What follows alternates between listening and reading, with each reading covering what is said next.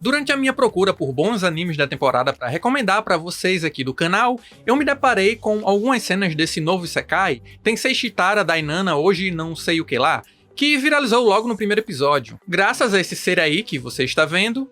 E a minha primeira impressão foi a de que devia ser mais outro anime onde o autor expõe implicitamente o seu fetiche deplorável por lolis. Mas eu não demorei muito para descobrir que essa criança aí é mais precisamente um garoto e o protagonista da história. É isso mesmo, esse garoto delicado e coxudo é do mesmo gênero que eu e da maioria do meu público, do mesmo gênero do Bruce Lee e do Clint Eastwood, e do mesmo gênero do Arnold Schwarzenegger e do Ronnie Coleman.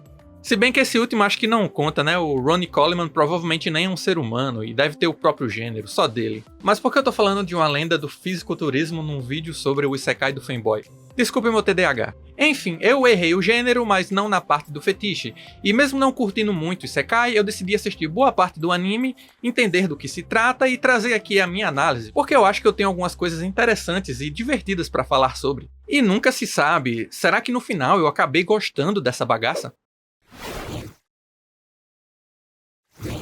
E aí, Periódico na área, tudo bem com você? E respondendo à pergunta que eu fiz há uns 15 segundos atrás, é claro que eu não gostei dessa bagaça. Eu não vou nem tentar criar suspense em cima disso, porque iria ficar bem óbvio em pouco tempo de vídeo. E mesmo que eu fale mal do anime, pode ser que você goste pelos mesmos motivos que eu não. E mesmo se não for o caso, pelo menos você vai saber o porquê você não deve perder seu tempo assistindo. Espero que goste do vídeo. Vamos começar falando da sinopse, caso você ainda não conheça essa pérola. É só pensar nos últimos 3 ou 4 Isekais que você assistiu. Junta tudo e você já deve acertar uns 70-80% do que é esse anime.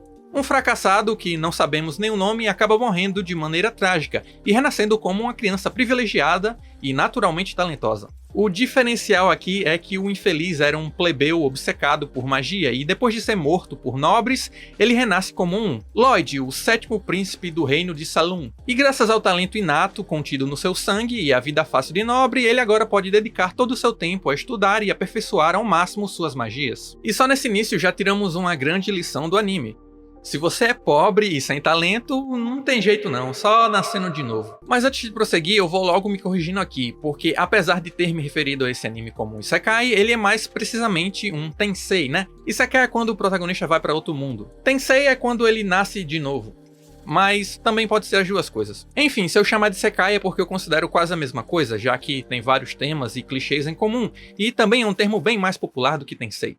O anime começa direto ao ponto, nós vemos o momento da morte do protagonista, onde já ficamos sabendo sobre a sua obsessão por magia, e da informação de que o sangue azul contribui muito para as habilidades mágicas do indivíduo. Acontece que o prota morre carbonizado por uma magia de fogo, mas ele é tão biruta das ideias que acha aquilo magnífico, e seu último desejo é poder se aprimorar na magia, para ir no instante seguinte, abrir os olhos e se ver como um bebê recém-nascido, que naturalmente explode o teto do palácio com uma bola de fogo. Então o bebê Lloyd cresce já sabendo ler e estuda magia desde cedo, e por ter a cabeça de um adulto, ele também não aceita tomar leite de peito da mãe dele. Pois é, bem mais íntegro que o Rudeus. Aí bem rápido já temos um salto temporal de alguns anos, O Lloyd já tem 10 e a babá e professora de esgrima dele, chamada Silpha, levou ele para tomar banho junto das outras empregadas, e todas elas o adoram e querem levar ele para dormir junto com elas, mas ele não tá nem aí porque tudo o que ele se importa é magia. Ele até fica sabendo sobre uma biblioteca proibida que guarda magias antigas e onde vive um demônio super poderoso que foi selado há muito tempo atrás e claro que resolve ir até lá. É a partir daqui que esse anime começa a ser extremamente previsível pra mim. Eu não só adivinhei que o Lloyd iria libertar e vencer o demônio, como também era óbvio que o bicho se rebaixaria a um pet do protagonista. Acontece que o Lloyd é do tipo overpower, super poderoso, e eu nem tenho nada contra personagens que são virtualmente invencíveis, dependendo do seu papel na história, mas principalmente quando esse personagem é o protagonista, é difícil não cair na total falta de desafio, perigo ou consequências. Porque tudo o que o protagonista quer fazer, ele pode fazer, e o que ele não sabe como fazer, ele pode aprender num piscar de olhos. Mais do que isso, em animes de fantasia do tipo, a história na verdade passa a ser sobre afirmar e reafirmar de novo e de novo o quanto o protagonista é forte. Sabendo disso, fica fácil adivinhar qual será a resolução dos acontecimentos. Eu até entendo que o consumidor mais assíduo de Isekai pode gostar desse tipo de coisa, mesmo que seja clichê, mas o maior problema pra mim nem é esse. Eu só detesto o quão descartável os eventos da história se tornam por causa disso. A entrada da biblioteca proibida foi selada por 10 magos, mas o Lloyd é implacável. O demônio milenar Grimoire é libertado e ataca o protagonista com uma magia antiga que ele nunca viu na vida, mas o Lloyd é implacável. O demônio cria uma segunda cabeça, assim podendo conjurar 2 encantamentos ao mesmo tempo e, combinando-os, aprimora sua técnica, coisa que o protagonista nem sabia que era possível. Mas o Lloyd é implacável. O Grimoire tenta fugir da biblioteca, é impedido por uma barreira e é incinerado, rendido e transformado num mascote fofinho, pois o Lloyd é implacável. Mas o demônio só estava se fingindo de bobo, pois ele sabe que é capaz de controlar a mente e o corpo de alguém se conseguir tocar na pessoa. Mas o Lloyd é implacável. E eu poderia narrar o anime inteiro só com versos como esse, e para que fique claro, tudo isso é descartável não exatamente pelos esforços do demônio em esperar o Lloyd terem sido em vão, mas sim porque a gente sabe desde o início que seriam em vão. É como se nada do que aconteceu importasse, porque já está cravado na obra que o Lloyd conseguirá tudo o que ele quiser. E dessa forma também, tudo aquilo de interessante, construído ou brevemente descrito, o é feito para imediatamente engrandecer as ações do Lloyd. Como por exemplo, o cadeado mágico na porta da biblioteca que os guardas mencionam ser inquebrável, 5 segundos antes do Lloyd encontrá-lo, só porque mais 5 segundos depois ele iria quebrá-lo, e essa ação precisava ser um exemplo do poder do personagem. Assim esse fato pode ser descartado imediatamente, dado que já cumpriu o seu propósito. E tudo bem se fosse só de vez em quando, a maioria das obras faz isso. O pecado em Dainana é que muito da construção de mundo e desenvolvimento dos personagens é descartável. Mais pra frente eu dou outros exemplos. Mas antes disso, acredite se quiser, mesmo que eu enxergasse tudo isso já no primeiro episódio, eu ainda cheguei a imaginar a possibilidade das coisas não serem exatamente o que eu estava pensando. E no terceiro episódio teria o meu veredito. Depois de abrir um buraco no céu fazendo anoitecer, graças à técnica de encantamento duplo que ele já aprendeu, usando o Grimoire como uma segunda boca, o Lloyd agora decide que quer explorar uma masmorra para conseguir algum tesouro mágico. Sendo um príncipe, ele não pode sair sozinho, então cria um clone usando magia e coloca o Grimoire controlando, para ficar mais realista e a Silpha não desconfiar. E à procura de uma masmorra, ele encontra essa artista marcial chamada Tao, acabando com os orcs na porrada. Ela percebe a presença dele, que estava escondido observando, e vai até lá. Como ele não queria ser reconhecido, ele mistura a própria aparência com a do irmão mais velho, Albert, para criar um disfarce, apresentando-se como Robert. A garota instantaneamente se apaixona por ele, e ao descobrir que está procurando uma masmorra, decide levá-lo até uma, e os dois exploram ela juntos, enquanto ela tenta impressioná-lo, sem sucesso, porque, como sabemos, ele só se interessa por magia. Só que existe essa arte marcial da respiração, chamada Ki, que funciona como uma magia alternativa de liberação de energia, que a Tao domina e o Lloyd já tratou de começar a aprender sozinho, Mas como não é tão simples assim, ela começa a ensiná-lo. Aí quando eles chegam no fim da masmorra e abrem o baú de tesouro, o Lich aparece e, desconhecendo o poder do protagonista, a Tao empurra o Lloyd em direção à saída, achando que ele iria morrer se ficasse ali. Isso foi no episódio 2, O terceiro já começa com ela enfrentando o tal Lich, que não deveria estar ali porque é uma masmorra de rank baixo, e todo esse papo de MMORPG que asiático adora. Só que essa parte foi um ponto decisivo pra mim, porque o Lich começa a menosprezar o Ki e as técnicas da garota, falando que é um tipo inferior de magia, e ela fica toda tipo, não, eu vou provar pra esse cara que o Ki é brabo. Aí começa a desferir uma série de golpes enquanto pensa no quanto treinou todo dia por horas, faça chuva ou faça sol, e aquilo é a vida dela, então não pode perder. E nesse momento eu só estava pensando que, se fosse pra ter todo esse drama, pra no final o protagonista aparecer e derrotar o Lich sozinho, esse anime não teria mais salvação. E claro que foi exatamente o que aconteceu. Não só a pobre Tao é humilhada pelo Lich, como o Lloyd salva ela da morte certa e derrota o bicho usando técnicas milenares de Ki que ele acabou de aprender. Ele até dominou do nada uma técnica secreta que nem a Tao sabe fazer, humilhando ela de novo indiretamente. Mas tudo isso foi para provar que o Lich estava errado sobre o Ki, não é?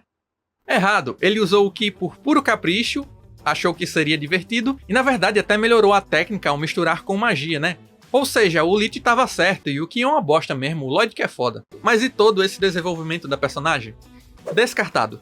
Ela não precisa de uma superação individual, porque todo o plano de fundo dela já cumpriu o propósito de engrandecer ainda mais a enorme p*** rosada do Lloyd. E eu poderia falar sobre vários momentos posteriores onde essa fórmula se repete, mas seria muito repetitivo. Todo personagem que ganha um mínimo de destaque só serve de escada pro protagonista, Não tem muito mais pra falar sobre a história. E se por acaso você se interessou pelo anime, de alguma forma, fica tranquilo que eu não vou dar mais spoilers daqui pra frente. Aí você pode ir lá pra assistir o resto. Mas então, que tal agora eu falar sobre um outro fator bastante presente na obra, que são os fetiches do autor. Afinal de contas, né, por que esse garoto é coxudo? Apesar do Lloyd ser um menino, ele é muito, mas muito afeminado mesmo, né? O que fez eu me perguntar qual era a exata intenção do autor, ou autora, né, vai saber, em fazê-lo dessa forma. Será que queria fazer uma loli como protagonista, mas ao mesmo tempo manter o sexo masculino por algum motivo comercial? Ou a intenção era mesmo desde o início fazer um fanboy? São possibilidades, e digo isso porque o Lloyd não é só afeminado, ele chega até a ser sexualizado em dado momento.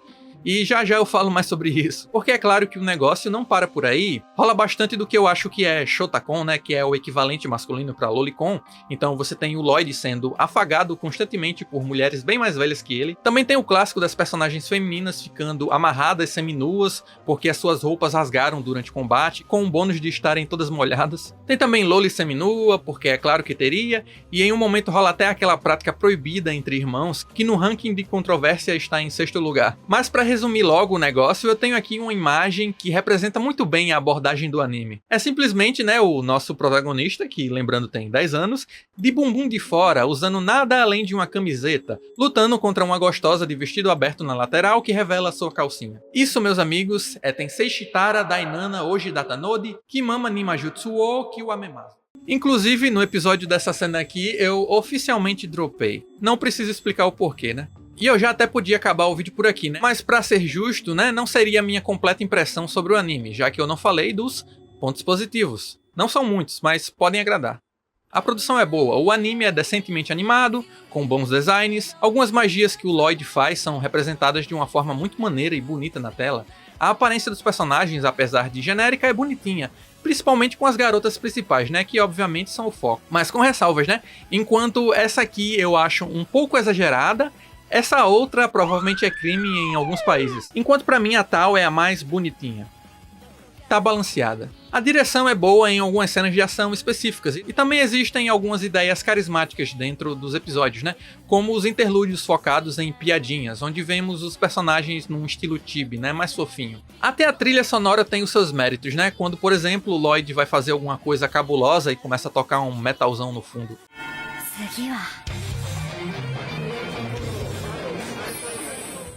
E caso não tenha ficado claro, eu não gosto desse anime pelo que ele se propõe a ser, mas na prática ele cumpre o que promete, eu acho. Então desse ponto de vista eu até poderia dizer que ele é bom. Bom, eu não gosto, mas se você quer ver esse tipo de coisa que eu narrei aqui, você vai achar uma maravilha, né? Porque nesses pontos ele é muito bem feito.